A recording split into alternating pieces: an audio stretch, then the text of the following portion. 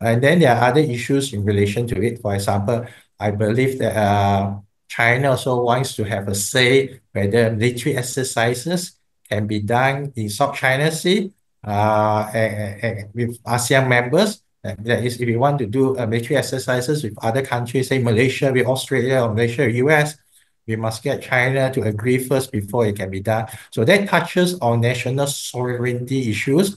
And I believe that is also holding ASEAN back in some of these key points, whether they will agree or not.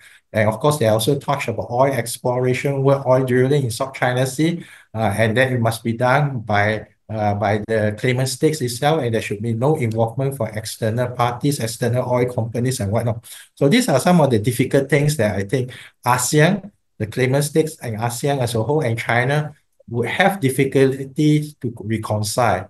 We will say basically. And I think what is also important as far as ASEAN is concerned, ASEAN, the misgiving of ASEAN is that it is an intergovernmental organization. It is not like EU, where decision is binding. So here you have a 10 countries organization. They have their own mind. They would, of course, the interest of the state is very important. That will be the priority. So we can understand why some ASEAN countries are not for this kind of code of conduct. And Professor Adam also mentioned there is also a mini multilateral or mini bilateral negotiation being done by China and other ASEAN member states.